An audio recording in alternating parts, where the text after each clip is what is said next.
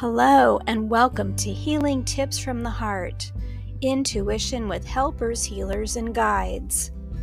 I am your host, Dr. Lori Hops, licensed psychologist, writer, and artist.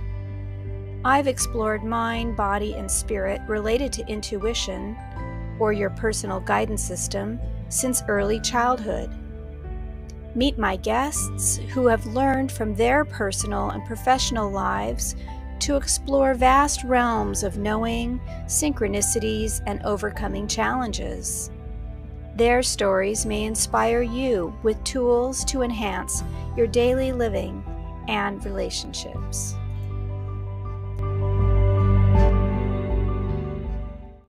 Hello, everyone, and welcome my special guest, Hoda AlFaqih, who I know through the Bengston Method, which we'll be talking a little bit about, which is the healing method that people can use for themselves. And I'm so excited that you're here today. I want to share a little bit about your background. You've always been involved with nutrition and food and cooking with a long history of exposure to different types of cuisine, including some from your own background in the Middle East. And also you have professional training as radio and communication arts bachelor's and a master's in business administration from the University of Houston, where I also went to school for my advanced degrees. You have a background as a senior team manager in IT, and then your life changed after 2010, and you opened your own business of having waffle and sandwich cafe. Things changed yet again when you were diagnosed with a very aggressive form of breast cancer, which thankfully you got through, but only after a long journey with that, finding many different types of treatments and a recurrence of the cancer, unfortunately, in 2017. Since then, you have studied many different methods to help for yourself and have combined the important nutrients and cooking and love of food to help that are specifically designed for those with cancer, which I'd love to hear more about. And I am just so happy to have you here to share your light and beauty and wisdom. And so please, is there anything else you'd like to add that I haven't said about you? No, I think anything else might come out while we're chatting. Thank you. Wonderful. So let's see, why don't we start with this notion of the cancer and the specific nutritional needs and what you have discovered? Because I know from talking to you a little bit that you have reworked traditional recipes to make them supercharged. Yes, that's right. Yeah. So that learning happened because I was referred to, with my first recurrence or occurrence, I wanted to do more than just treatment. I knew that there was more I needed to do. And so I was led to an organization in the US with one of the only, if I'm not mistaken, nutritional oncologists who knows cancer inside out and actually trains physicians. So I was led to her. And this is where I learned about nutrition specifically for cancer. And the fact that even your blood work ranges are different when you have cancer than what your doctor is going to say is okay because it's in their range. So that training was very important to me. And I found out things like, of course, everybody is different and you need to remember that not one size fits all. So there is some insight you have to have into your body and be tuned in. But the large majority of misconception is around things like, does organic really make a difference? Can I eat meat? Well, what kind of meat can I eat? And the focus is more on how the animal was raised and less on which animal it is.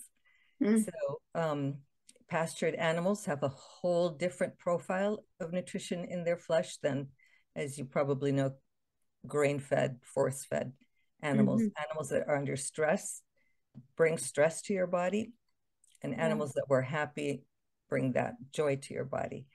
So the nutrition encompassed a whole realm of looking at food in a different way for me. You'll hear about juicing and eating more, let's say, raw foods than cooked foods, and that's all correct and okay. But the larger part for me was understanding every phase of my journey, what kind of supplements I needed to take to keep my body strong. I think that's the biggest hole for people who are going through treatment, thinking, because their doctors will tell them, don't take anything else, right? Yeah. Right. Don't mess with your chemo. And that's just so wrong. The statistics for cancer, in my view, are skewed because the mortality rates don't tell you if it really was cancer that was the cause. Was it the chemo or the radiation that was the cause? They're all lumped together. So supporting the body in every way, including targeted supplements, is very, very important. Beautiful. Yeah, you're sharing a lot of important information very quickly. And I love that you're emphasizing that everyone is different. So it's not one size fits all, but this is good for people to have options and choices. And of course, there's so much fear that comes along with the cancer diagnosis and the treatment. You don't want to do something wrong. So if your doctor or healthcare professional is telling you to not mix with anything else, even energy approaches, then you want to do the most that you can to ensure your health and well-being, vitality.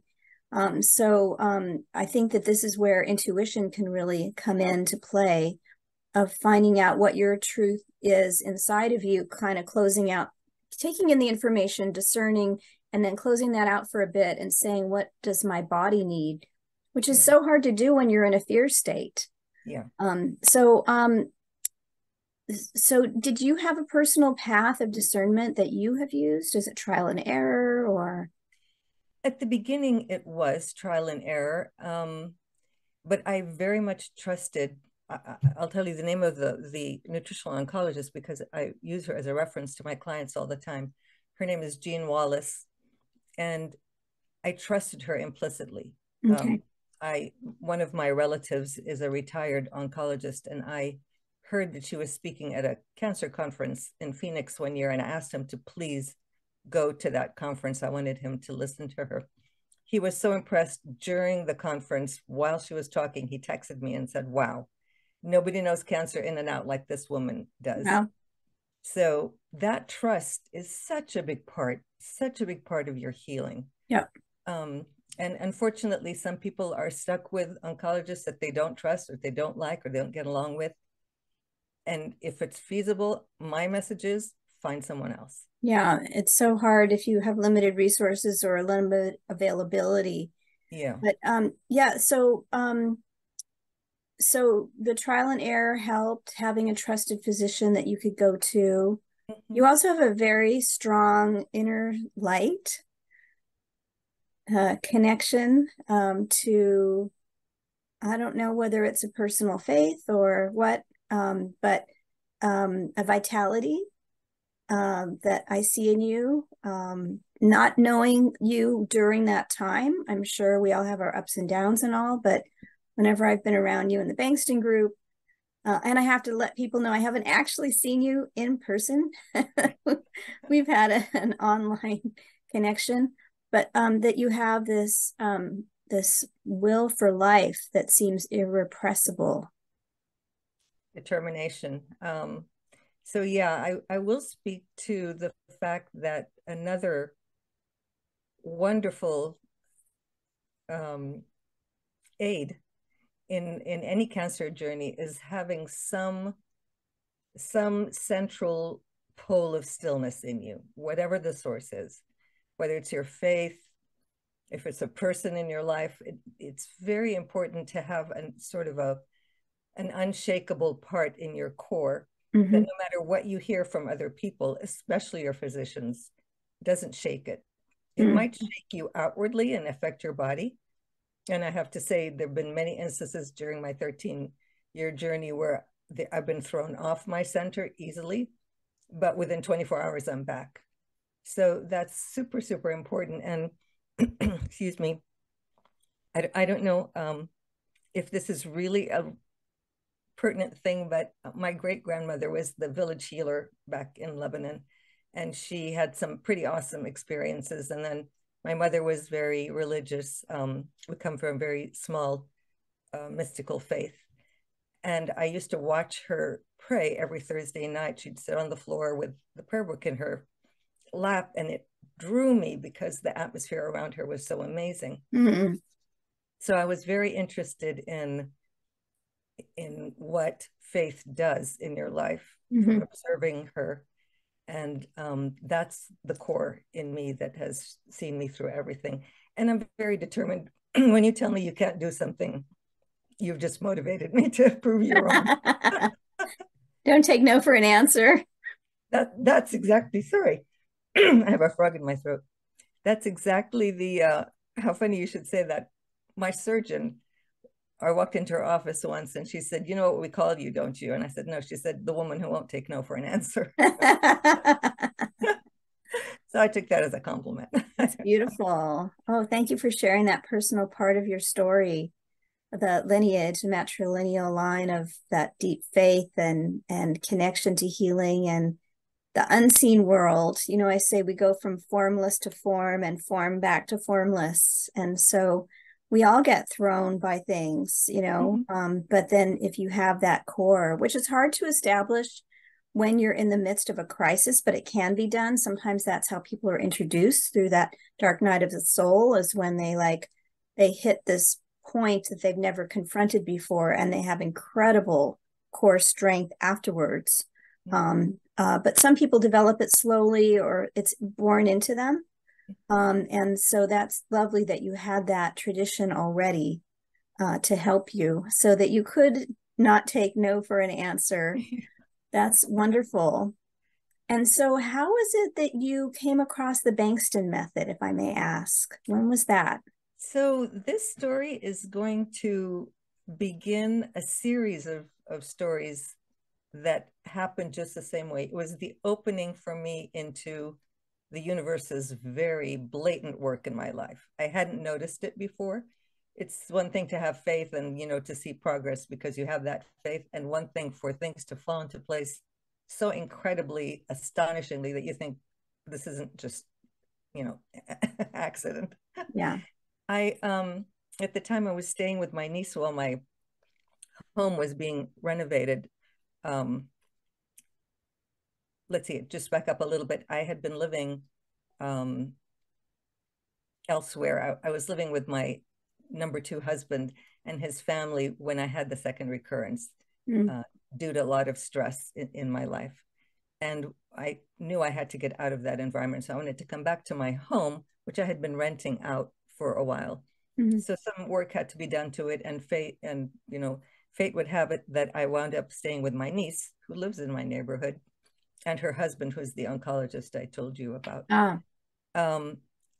While I was there, I was on Facebook interfacing with a friend of mine, and she said her daughter had written, this is going to tell you what year it was, had written a letter to Trump. She's a psychologist and had written a letter, not that she sent him, but just sort of understanding him from a psychoanalysis kind of point of view. It was a very dear letter. And I knew of her daughter, but had never met her in person. So I commented on the letter, and her daughter saw my comment, and she mistook me for my sister who used to teach at the school she went to. Oh. Crazy. So she thought I was her, and she wrote me back. She said, oh my God, it's so great to connect. You know, what are you doing? Where are you? So I told her a little bit about my journey. She said, I'm drawn to come see you. Can I come see you? I said, sure. I'm staying with my niece who teaches at that school. So she knew her, and she came over to the house with cotton. Oh, and she said, I'm laughing. The people who don't know Bengston Method, you'll understand in a moment the significance of cotton. Yeah. At the time, I didn't know why, but she came and she told me, for some reason, I've been drawn to kind of not only come see you, but to bring you this cotton. And she explained about the cotton being charged, whatever that meant to me at the time. But I liked her very much. I knew her mom and I trusted her. So I took the cotton, and she said, you know, you might want to read about this Bengston Method. I've been doing it for a while. It seems really effective. And that started my journey into Bengston. And did you have, maybe we'll explain in a moment to people who don't know, but what was your initial response to this charged cotton? Did you use it? Did you have any impact? I did. I also, let's see, no, it wasn't quite at the same time yet. I did use it because again, I trusted her, and when you meet people and you just kind of see, like you were saying, you see in someone something. Yes. And I saw that in Teresa. Her name is Teresa. So I did use the cotton, and I have been exposed in the past. My mother was a great believer in blessing things and using them in special ways. So I knew, you could do that. And I took her word charged to mean that kind of a thing. Somehow it's blessed in some way. Yeah. So I did use it. Would you like to explain a little bit about what that means? Do you want me to kind of summarize? I'd love you to summarize. Okay. So Bill Bengston is a social, he has his degree, I think, in social psychology. And he does research on basically group healing, but he works not with people, but with mice. And so he has found that when there is a group intention towards healing and wellness, that animals tend to get better long beyond anything you might expect. So his research was on mammary cancer in mice that were not expected to live, I think, more than 3 weeks. And he was able to, through this method that he found, was taught and created, to extend their life long beyond that. Over and over, multiple labs around the world, research is out there. In the notes, I'll have the Bengston links if people are interested. So turns out that this method seems to work with humans too, although that's not his area of research. And there's a whole field that's been created around this technology. It's a mental state that the person goes into to help with their own healing. And they can transfer this mental state into objects, for example, organic cotton. Just that fluffy stuff that you see, in bags. Organic seems to hold the quote charge or the intention, the mental intention for healing better than non, but even processed cotton, like little cotton balls you use to like take off makeup or nail polish, can work as well. People have experimented with things like cotton shirts that you can wear, or water, which a lot of different healing modalities use water as a medium for transporting information. And some people use crystals. So the idea here is that you are just creating an environment that is optimal for healing, and without any attachment to what that looks like or how it happens. They've done some studies and shown that when people are in this practice state, that you can get into this meditative state, that all kinds of brain activity are happening simultaneously, including these bursts of very high intensity frequencies. And so we don't know what that's about. They have found that the environment where this intention healing happens changes. And they've measured this with certain special rooms that don't have, that are blocked from regular electromagnetic frequencies and so on. And they have found that these rooms get, quote, conditioned. And the cool thing with the cotton is it seems to hold this charge of positivity or intention for healing for years, if it's unused. Once it's used, then you have to get rid of it after a couple of days and treat it as if it's, any kind of other like biohazard. Get rid of it. You don't want to use it again. And it only responds to those in need. So the animals that are in need seek out the cotton when they're not feeling well. And then when they're feeling better, they have no interest in it. And they sort of, like a dog or whatever, walk away. The mice, they aren't interested in it any longer. And that's that. So that's a really quick and dirty summary of decades of research and practice. And I met you from being in a practice group. I had learned this method in 2018 before the pandemic, was in a practice group in my area in person. And then with the pandemic and shutdown, I was looking for a group to join online, and joined the group that you've been in for many years from Northern California. I'm in Southern California. And so, yeah, that was in 2020. Mm-hmm. So I've been in contact with you for 3 years since then. and just love it. It's such a wonderful method of distance healing and self-healing, I have found. So It is, yeah. is there anything you want to add that I liked or highlight that I, from what I shared? Let's see. Not really. I do want to say, though, that whatever this is that Bengston stumbled on in his world echoes what so many other energy modalities are doing, but in different ways. So everything's information in the field. And I think we're tapping into that same, because that's all there is, that same information in different ways. Mm-hmm. So I love his method because the response can be quite amazing and sometimes very quick, which is awesome. Yeah. And so, yeah, so I've learned other modalities in the meantime, and some of them integrate beautifully. And just depending on your own personal attraction, what pulls you in, I think is what a person should practice. So it's lovely to have the Bengston method as one of the very powerful tools that you can use, along with some others that maybe address things in a different way. But yeah, I've loved the group. And sometimes, as you know, in our group healing sessions, even though it's just a Zoom session, you wouldn't think it would happen. People are having, I mean, for me, my cheeks get red at some point. I get so flushed. It's like, oh my gosh, I don't know I can sit here in my chair any longer. So it's very real. Yeah, it is. And, one of the things that Bill Bengston talks about, everyone is different, but in general, people tend to feel more strength in their left hand of the energy flow, where with Reiki, for some people, it's more the right hand. And, but interestingly enough, the mice that he treats tend towards the left hand if they have a preference. So there's something special going on. I don't know. It's also very good for removing things like inflammation. But not necessarily adding in things.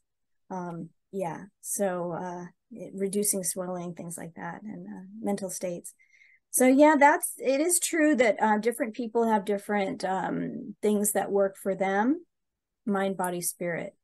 I tend towards the more mental, esoteric, spiritual end, and so I think that's partly why it was so good for me.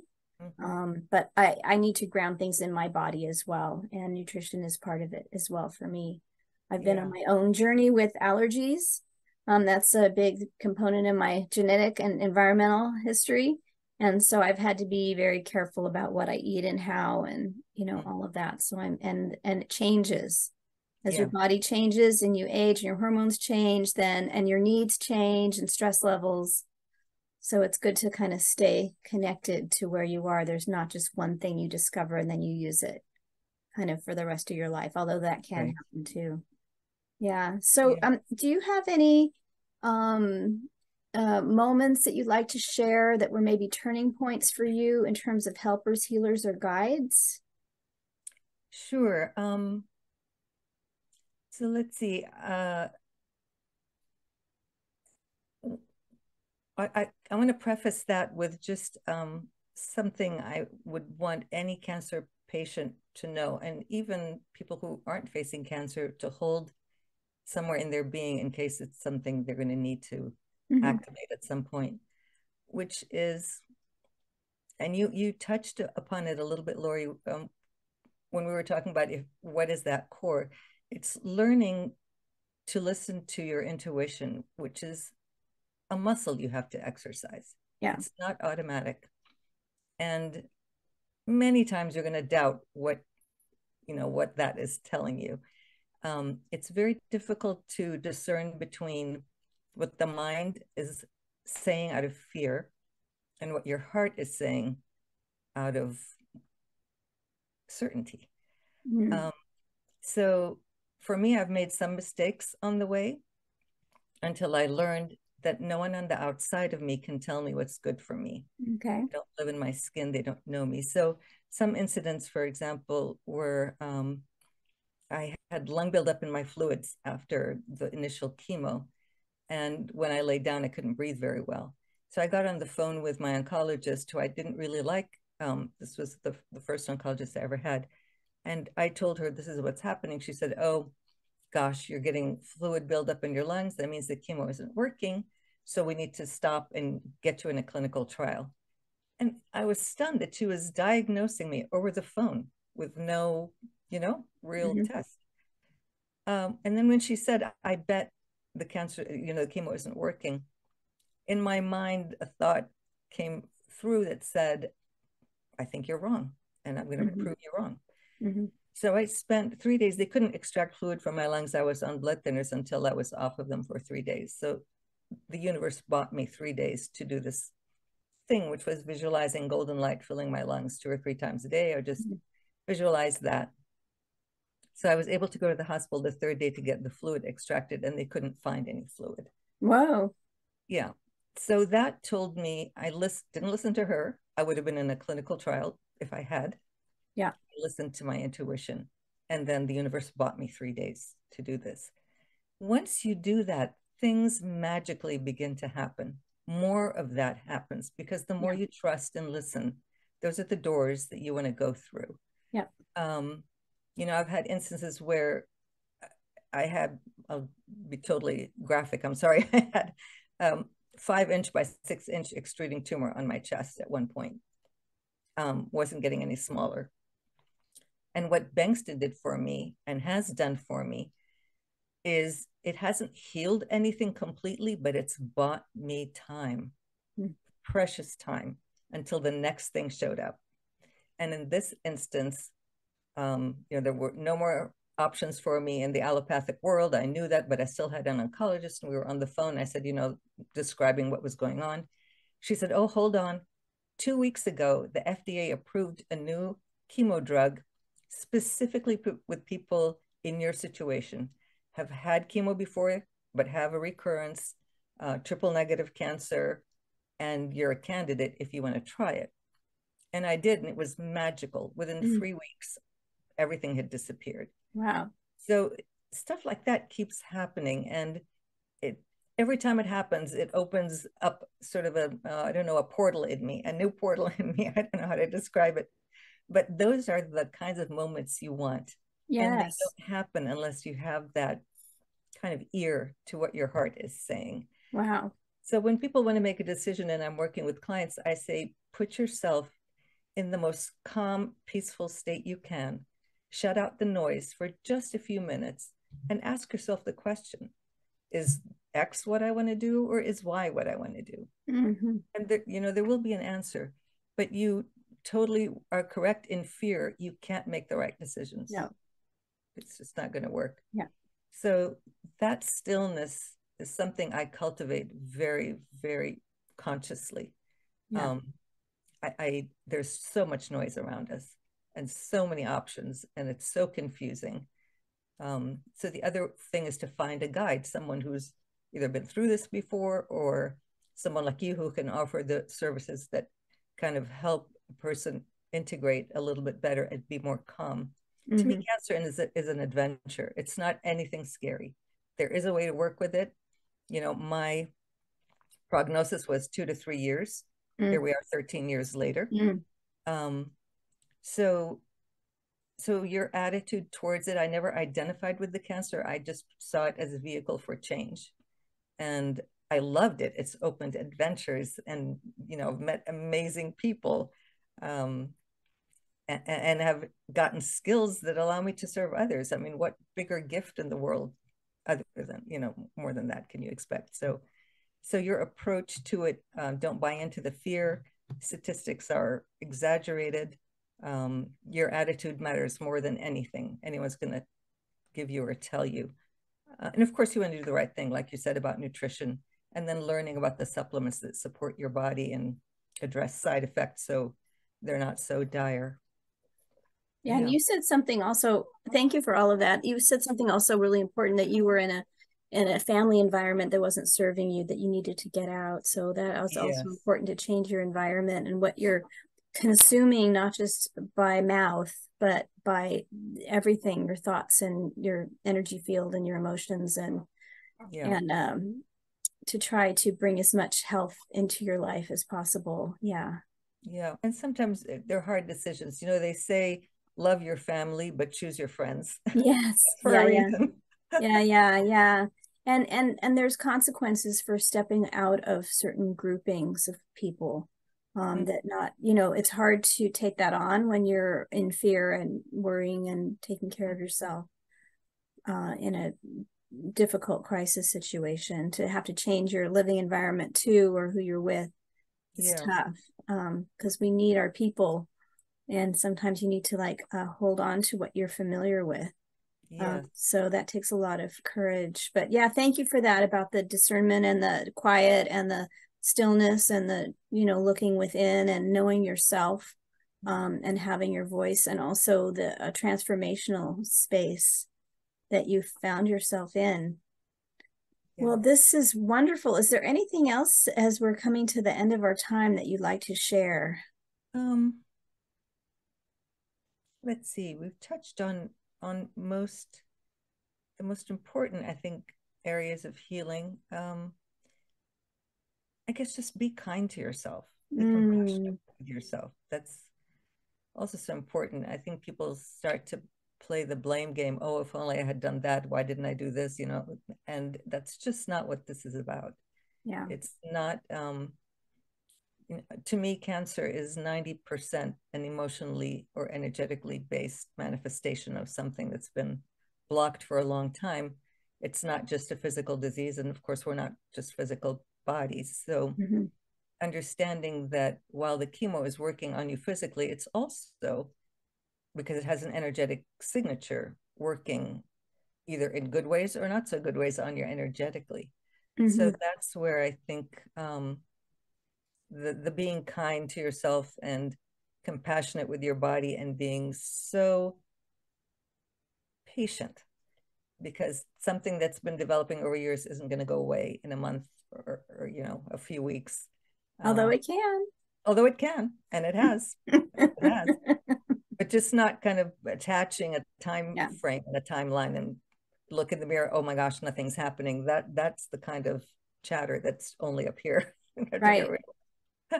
Well, sometimes things get worse before they get better. And like in the Bengston Method, the poor mice that were so sick, they would start to eat and look great, but their tumors would get massive. And so, it's like, well, what are they better or are they not better? And it's like there was a natural physical healing that would go on. Sometimes they would look horrible, but the animal would be vital. And then it would just kind of, the physicality would heal. And then they would outlive their, expected longevity amount of time. So we have to kind of know where to look for feedback as to, are things better or worse? And sometimes you get mixed messages and it's hard to know what to go with. Yeah, but you touched on a very important point. In spite of what they were going through physically, they were still happy. This is me. I've never been tired, laying down, having side effects that I couldn't, surmount. I once had to have an 8-hour surgery, and the next day I was hopping up in and out of the hospital bed, and the nurse said, "Did you know you had surgery yesterday?" Oh my goodness. Yeah, okay. Because when you support your body and you've got this hard to describe energy around you, you can do pretty amazing things and go through pretty amazing things. Yeah. And I very much trust that you're never given anything you can't really deal with. When you take the noise away from your brain, you've got the fortitude. And I think we're moving in medicine towards reawakening our own innate ability to heal. Yeah. I think that's where we're going. Oh, that is a great place to stop with that idea. Bring it in, bring it in. We're ready. Oh, thank you so much for joining me in this wonderful conversation. And thank you for all the gifts that you're bringing to the world. I know that people are going to be very inspired hearing your story. And thank you for sharing something that's so personal. Thank you. I love the opportunity. Thanks so much. Okay. Bye-bye, everyone.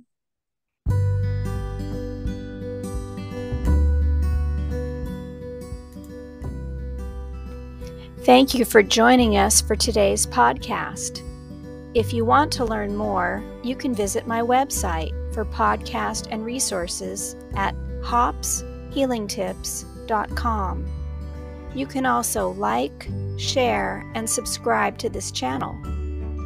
This podcast is for information and entertainment purposes only and is not providing healthcare advice. Please seek guidance from your professional healthcare team should you need assistance.